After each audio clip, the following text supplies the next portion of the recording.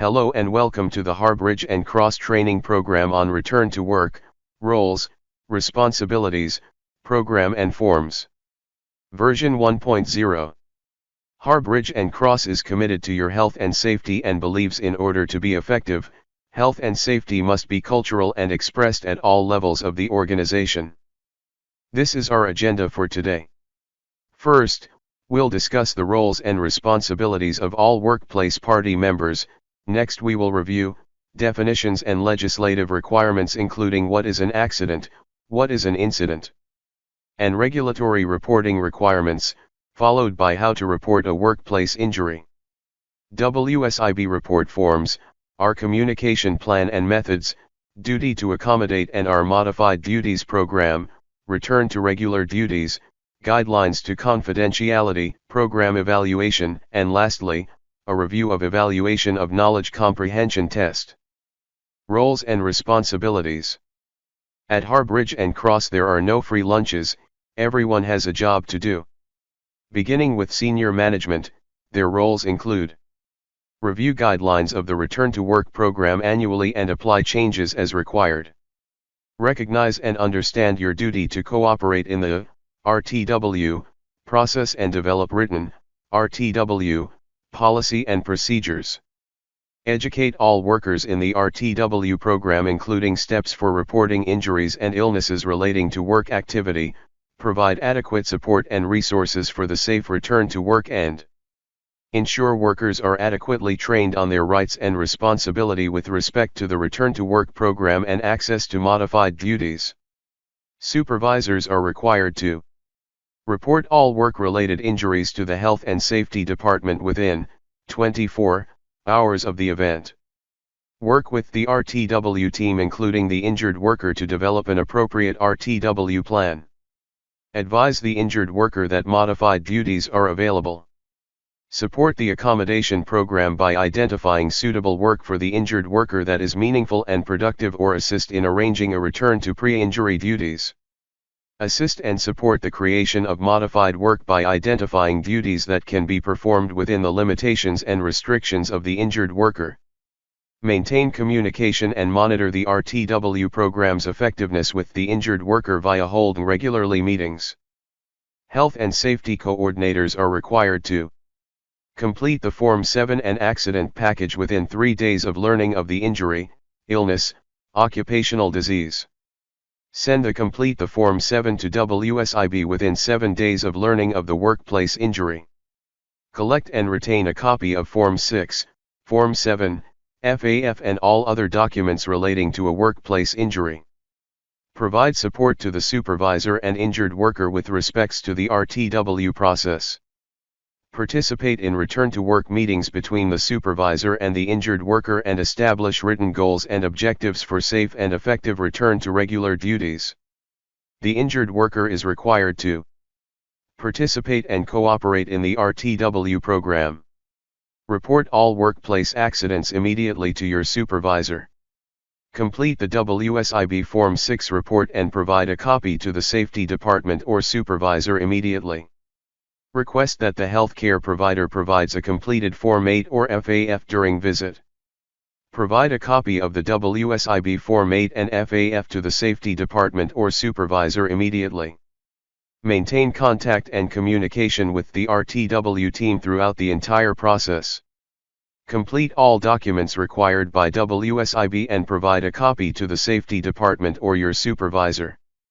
Inform WSIB of any material changes in RTW circumstances within 10 days including changes of the RTW plan, wage change, changes in duties, duration of program, failure to cooperate and when the program ends. Workplace Safety and Insurance Board WSIB is responsible for process workplace claims on a timely basis. Adhere to the WSIA policy and procedures. Communicate with Harbridge and Cross, injured worker, and healthcare providers. Act as a mediator if disputes occur between workplace party members regarding the RTW process. Assist in the RTW process to determine suitability of modified work. Enforce cooperation obligation for all workplace party members. Lastly, Office of the Employment Advisor, OEA, is an agency designed to represent employers in the case of appeals and in all matters relating to WSIB. They must be contacted at the earliest opportunity. Representation is free to employers with less than 100 employees on the payroll. Definitions and legislative requirements. First, let's look at the definition of an accident. An accident is defined as an unplanned or unexpected event that occurred not by chance, and typically results in an injury. This includes a willful and intentional act, not being the act of the worker. A chance event occasioned by a physical or natural cause and disablement arising out of and in the course of employment. Modified duties are an assignment for a specified period and fulfills a necessary job function, appropriate to the worker's skills and level of experience as determined by the employer, healthcare provider, and injured worker, and which the worker can perform without violating any medical restrictions as a result of a temporary disability, sickness or injury. Return to regular duties, a process that includes return to work, RTW, which now includes the former work transition and the re-employment obligation. WSIB must be contacted in any event that results in 1. Lost time, healthcare, modified work required as a result of a first aid and only extending beyond 7 days. 2. Any material changes as referred to under the Early and Safe Return to Work program within 5 days of being advised, or if you're completing a Form 7. 3. Form 7 must be completed within 3 days of the injury taking place and a copy must be submitted to WSIB. Please ensure that all forms are submitted to your Harbridge and Cross Health and Safety Manager immediately. It is the responsibility of all workers, subcontractors, and visitors on a project to report any and all workplace injuries as they occur to the site supervisor. If medical treatment is required, it is the responsibility of the site supervisor to ensure that the injured person is transported to a healthcare facility and that members of Harbridge and Cross receives a copy of the Grab and Go accident package. Reportable accidents include personal injury or lost time from work, including those requiring first aid, and occupational illness. Any event that has the potential to result in personal injury or property damage even though no injury or damage actually occurred. Impact to any person on Harbridge and Cross property. All of the above also apply to incidents that occur outside of Ontario. If your work occurred outside of Ontario for more than 6 months, you must contact the Health and Wellbeing Office at 416-978-2149 to extend your WSIB coverage. WSIB Report Forms. WSIB provides 3 common workplace injury forms including Form 6, which is completed by the injured worker. Form 7, completed by the employer, and Form 8, completed by the healthcare provider. All of these forms are to be submitted to WSIB where a compensation claim will be created including a unique file number used to track the claim. Form 6 is to be completed by the injured worker. A copy of this form is available in the H&C Grab and Go package. To complete the Form 6 you will need the following information: worker's information, name, date of birth and address. Employer contact information. Information of the accident event including the date, location, and details. Healthcare information, treatment date, and location. Employment information, work schedule, and earnings, and return to work information and the availability of modified duties. Form 7 is to be completed by the employer. A copy of this form is available in the H&C Grab and Go package. To complete the Form 7 you will need the following information: worker's information, name, date of birth and address. Employer contact information. Accident report. Healthcare information, treatment date, and location. Employment information, work schedule, and earnings, and return to work information and the availability of modified duties. Important to note, if you're submitting a no lost time claim, only complete sections A to D, E1 and J of the Form 7. Form 8 is to be completed by the healthcare provider. A copy of this form is available in the H&C Grab and Go package. To complete the Form 8 you will need the following information: patient information, incident details, return to work information and functional ability assessment. The injured worker is required to provide a copy of the Form 8 to their supervisor. Communication plan.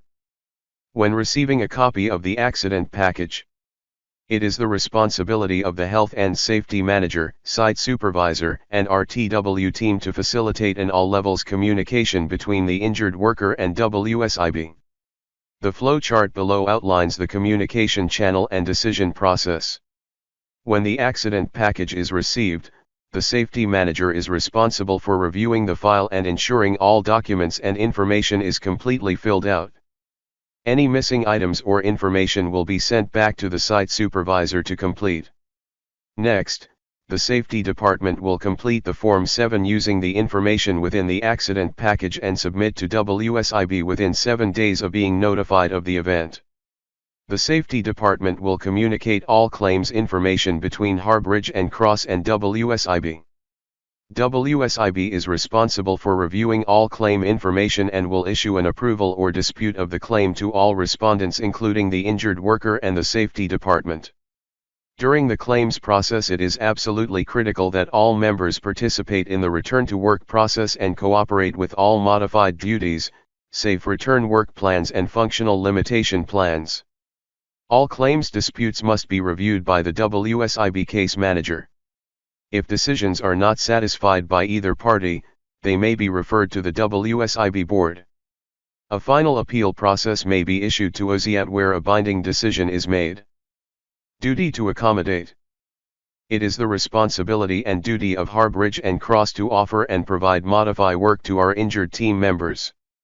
Accommodation may be temporary or permanent up to the extent of undue hardship. During the reintegration period, the injured worker and RTW team will work together in compliance with human rights and other forms of legislation when assigning modified or appropriate work. Appropriate work is based on the following conditions. Will the modified work be temporary or permanent? Will the work be meaningful and beneficial to the company and the worker? Have restrictions identified by the healthcare provider been met? Before accepting modified duties, the supervisor and injured worker will develop written goals and objectives that will help the member return to their regular duties. This will be summarized on the offer of modified duties form. Types of modified duty activities including housekeeping, hoist operator, organization, traffic control, safety document review or any other activity that is available and meets the injured worker's functional limitations. Both the employer and injured worker have a duty to cooperate in the accommodation action plan. Employers are obliged to cooperate by initiate early contact with the injured worker, maintain communication with the worker throughout their recovery, attempt to provide suitable work that is available and consistent with the worker's functional abilities, give the WSIB all relevant information concerning the worker's RTW. The injured worker is obliged to cooperate by initiate early contact with the employer, maintain communication with the employer throughout the recovery, assist the employer to identify suitable work that is available and consistent with your functional abilities, give the WSIB all relevant information, participate in all aspects of the RTW plans including modified duties. Failure to comply with cooperation obligations may result in penalties for the worker or employer. Specifically, the WSIB may 1. Reduce or suspend the worker's benefits, or 2. Levy a penalty on the employer that is equivalent to the costs of providing benefits to the worker. Let's work together to get you back to work. Return to regular duties. It is the responsibility of the supervisor to ensure that when an injured worker is qualified to return to regular duties that they review and sign the regular duties form. This will close out the RTW process. Additionally, the supervisor is also required to 1. Monitor the condition of the injured worker. 2. Advise the worker of any changes to the work area such as additional safety precautions. 3. Maintain communication. A copy of the Return to Work form must be sent to the Health and Safety Manager via fax or email. Confidentiality. During the RTW process, sensitive company and personal information may become known. All attendees have a legal and ethical responsibility to keep private information confidential. Everyone participating in a RTW process is reminded of the confidential and sensitive nature of the event. All documentation must be kept in a secure location that is not accessible by other members. All events surrounding the RTW are confidential in nature. Gossip and rumors will not be tolerated. For record-keeping purposes and analysis, the name of party members will never be disclosed, but general information about the event will be discussed in order to prevent reoccurrence. Program evaluation. The senior management of Harbridge and Cross performs an annual program evaluation of all components of its health and safety management system HSMS. The evaluation is based on a combination of performance, achieving goals and targets, survey feedback, safety audit results, benchmark against industry standards, industry best practices, and a review of internal trend analysis. Evaluation of knowledge. Comprehension test. Please take some time to review the questions below. Let's review the test answers. Take your time to compare your response to the answer key. If you have any questions or disagreements with any answer, please discuss this with your supervisor or a member of the Health and Safety Department. Thank you for your participation. If you have any questions about this, or any other training program, please contact the Harbridge and Cross Health and Safety Department. Thank you and enjoy your day.